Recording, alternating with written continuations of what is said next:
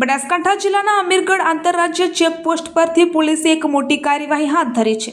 ચૂંટણીને અનુલક્ષીને ચાલી રહેલા વાહન ચેકિંગ દરમિયાન પોલીસે ₹34.70 લાખના મુદ્દામાલ સાથે એક આરોપીને ઝડપી પાડ્યો છે। મળતી માહિતી મુજબ 24 એપ્રિલના રોજ પોલીસે અમીરગઢ બોર્ડર પરથી પસાર થતી એક લક્ઝરી બસને અટકાવી તપાસ હાથ ધરી હતી। બસની અંદર ચેકિંગ દરમિયાન એક મુસાફિર પાસેથી 13 કિલો 780 ગ્રામ ચરસ, એક દેશી પિસ્તોલ અને 16 જીવતા કારતૂસ મળી આવ્યા હતા। પોલીસે આરોપીની ઓળખ મુકેશ પ્રકાશ તરુણ પ્રસાદ તરીકે કરી છે, જે બિહારનો રહેવાસી હોવાનું સામે આવ્યું છે, જે જયપુરથી આ બસમાં મુસાફરી કરી રહ્યો હતો। પોલીસે તરત જ તેની અટકાયત કરી વધુ પૂછપરછ શરૂ કરી છે, જ્યારે તેની સાથે મુસાફરી કરી રહેલો અન્ય એક passenger Vicky Kumar police checking શરૂ થતાં જ ફરાર થઈ ગયો હતો। હાલ પોલીસે તેની શોધખોળમાં લાગી છે। પ્રાથમિક તપાસમાં સામે આવ્યું છે કે આરોપી દ્વારા આ ચરસ, હથિયાર અને કારતૂસ પુણેમાં મોહમ્મદ ખાલિદ યુનિસભાઈ નામના વ્યક્તિને પહોંચાડવાના હતા।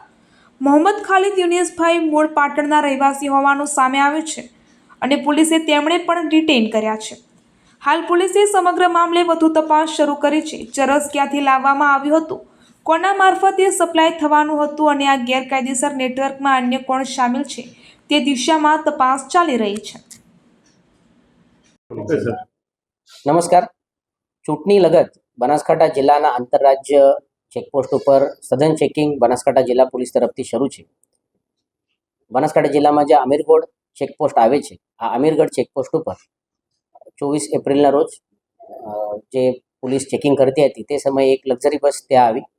આ લક્ઝરી બસની ચેકિંગ માટે પોલીસ જ્યારે અંદર પહોંચી ત્યારે એક પેસેન્જર સાથે તેઓને એક બેગના અંદર 13 કિલો અને 780 ગ્રામ જેટલો ચરસ મળેલ છે, જેની કિંમત 34.5 લાખ જેટલી છે।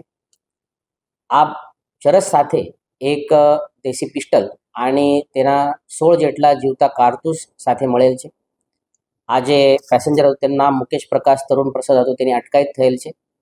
આ વ્યક્તિ બિહારના છે અને જયપુરથી આ બસમાં આવતો હતો। તેના સાથે જે બીજા પેસેન્જર હતો વિકી કુમાર, તેઓ બસની ચેકિંગ શરૂ હતી તે સમયે નાસ્તા ફરતા થયેલ છે અને આ જે ચરસ અને વેપન અને જીવતા કારતૂસ હતા તે આ મુકેશ કુમાર ઉનાવાના મોહમ્મદ ખાલિદ યુનુસભાઈને આપવાના હતા, જે ઉનાવા પાટણના છે અને તેઓને પણ હાલમાં જ ડિટેન પણ કરવામાં આવેલ છે। આગળની પ્રક્રિયા શરૂ છે, તો આ ઇન્ટ્રોગેશન અને ઇન્વેસ્ટિગેશન દરમિયાન આ ચરસ ક્યાંથી અને કઈ પ્રકારે અને કઈ જગ્યા ઉપર લઈ જવા માટે લાવવામાં આવ્યો હતો તેને તપાસ કરવામાં આવશે। કુલ જે મુદ્દામાલ છે જે સીઝ કરવામાં આવેલ છે તેની કિંમત 34,70,000 જેટલી છે।